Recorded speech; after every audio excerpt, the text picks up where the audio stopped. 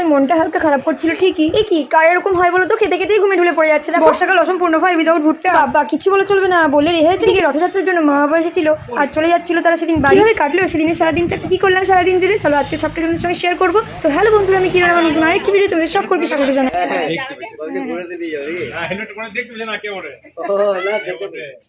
আমার শ্বশুর বাড়ির রথযাত্রা দেখে পরদিন সকালে মা বাবারা চলে যাচ্ছিল বাড়ি, আর বাড়ি যাওয়ার সময় তার আদরের নাতনিকে করছিল শেষবারের মতন একটু আদর।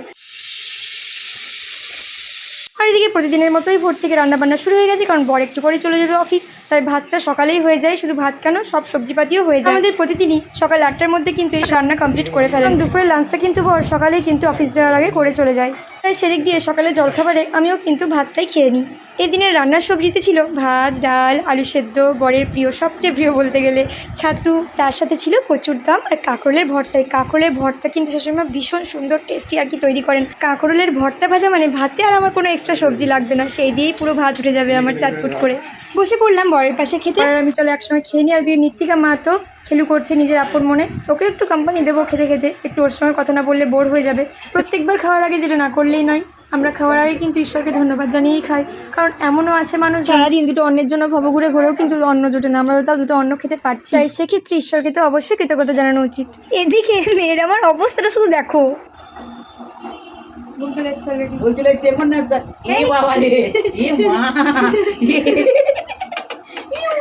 ভিডিওতে চলে গেছে এটা। দেখাবো খেতে খেতে বাবুর অলরেডি ঘুম চলে এসেছে, ঘুমাতে ঘুমাতে এমনি করে দিচ্ছে। এই বাবা কে না তারপর ঘুম করবে। সেই মাঝ ভোর থেকে উঠে বসে আছে, আর কতক্ষণই বা ব্যাটারি ব্যাকআপ দেবে বলো তো? তোমাদের কার কার বাচ্চারা এরকম করে অবশ্যই জানিও। এই ডার্মাডু বেবি ক্রিমটা সত্যি খুব ভালো, আমি তো মৃত্তিকার জন্য এটা ইউজ করি। এই ক্রিমটা তোমরা তোমাদের বেবিদের জন্য কি কখনো ইউজ করেছো? চলো সকালেই ওকে ব্রেকফাস্টে আমি ভাতই খাইয়ে দিয়েছিলাম, তো ভাত খেয়ে ভাত ঘুম হওয়ার পর মৃত্তিকাকে করাবো এবার স্নান। সকালে উঠে কিন্তু মৃত্তিকা ঘুম থেকে ওঠার পর সেরকম কিছুই খাই না, না কোনো ফর্মুলা মিল্ক আর না কোনো প্যাকেজ ফুড। তো সেই জন্য সকালে আমরা যখন ভাতটা খাই ওকেও কিন্তু আমাদের সঙ্গেই বসিয়ে ভাতটা খাইয়ে দিই। আর আমরা যখন সবাই মিলে একসঙ্গে খাবারটা খাই, মৃত্তিকাকে সেই সময় কিন্তু খাবারটা খাওয়াই, যাতে ওর খাবারের প্রতি আগ্রহটা বাড়ে, কারণ সবাইকে খেতে দেখলে মৃত্তিকা সোনামাও কিন্তু খেতে আগ্রহ বোধ করবে।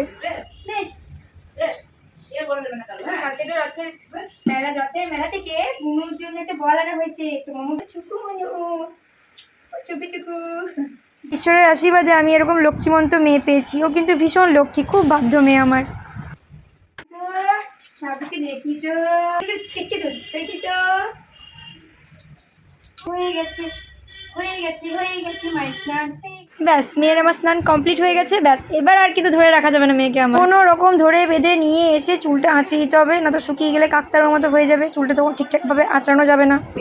নিয়ে বসে আছে বলছি আমি ওইটা না,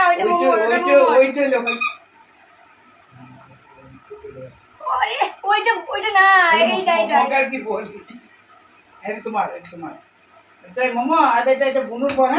হ্যাঁ দেবো না, বুনুর বল চলে এসো সব কে দিগা একটা বার দিগা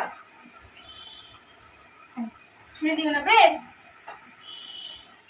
সকালেই যেহেতু ওকে ভারী খাবার ভাতটা খাইয়ে দিয়েছিলাম, তাই দুপুরে ওকে হালকা কিছু দিয়েছিলাম। আমি কিন্তু খাবার খাওয়ার পরেই কিন্তু ক্রিম মাখাই ওকে মুখে, এই জন্যই মাখাই কারণ খাবার খাওয়ার সময় গোটা গালে খাবারটা যখন লেপে যায় তখন ক্রিমটাও উঠে যায়, ক্রিমটাও অর্ধেক পেটে চলে যায়।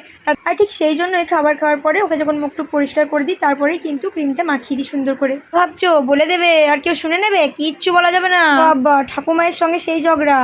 বাবা ওরে বাবা ওরে বাবা এরে বাবা এরে বাবা আস্তে আস্তে আগাচ্ছে মুড়ির টিনের দিকে এখন তোর মতো যাতে মুড়ি চাই বাবা ওসব কেন বলছো তুমি? হ্যাঁ আমি বলছি মায়ের মতো করে মুড়ি খাবি নাকি ভাতের পরে? বাবা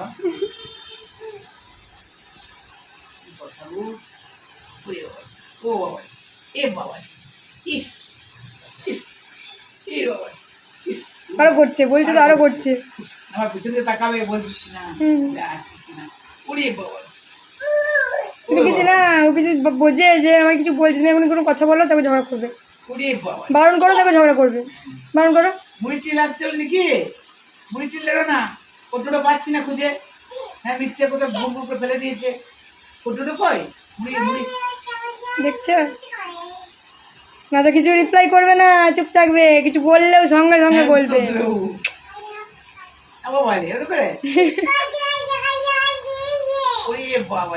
তুই তো ফেলেছিস, কোটোটা পাচ্ছি না তো কিছু। বড় মায়ের কোটো ওটা বড় মা দিয়েছিল।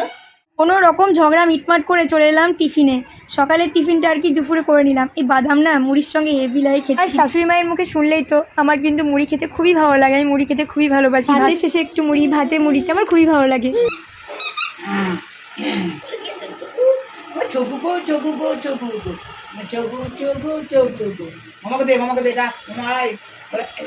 বছরের স্বাদ তো নিতেই হবে, আর ভুট্টাও কিন্তু আমার খুব প্রিয়। আর বর্ষাকাল বলে কথা, ভুট্টাটা খাবো না তাই কোনো হয় নাকি? তাহলে কি আর বর্ষাকাল বুঝলাম। তাই ঝটপট গ্যাস জ্বালিয়ে ভুট্টাটা পুড়িয়েই ফেললাম। ওইদিকে তো শাশুড়ি মা আমার মৃত্তিকা মাকে সামলাচ্ছে, আর এদিকে চলো আমি ভুট্টাটা একটু এনজয় করে খাই। কিন্তু না, মৃত্তিকা মা কি ছাড়বে আমাকে? ও তো বসে পড়েছে। আমি একটু খেলাম আর একটু শাশুড়ি মাকে দিলাম, 50-50 আর কি। ভুট্টাটা 1 পিসই পড়েছিল। শেয়ার করে খেলে দেখবে, খেতে কিন্তু স্বাদটা আরও বেড়ে যায়। মৃত্তিকার মজাটা শুধু দেখো। দেখা দেখি মৃত্তিকা খাওয়ায় ভুট্টা, শাশুড়ি মায়ের কাছ থেকে ভুট্টাটা পুরো কেড়ে নিচ্ছে। দেখছি যখন কিছুই নাই তখন আর ভুট্টাটা শাশুড়ি মাকেই ধরিয়ে দিচ্ছে, না ধরো। হ্যাঁ বন্ধুরা, ভিডিও শেষে সম্পূর্ণ ভিডিও আমার কেমন লাগলো অবশ্যই কিন্তু জানিও, কারণ তোমাদের একটু পাশে থাকা আমার জন্য কিন্তু খুবই মূল্যবান। সব বুঝতে পারছে, ভুট্টার গায়ে একটু ভুট্টা লেগে নেই, নেবো কেন?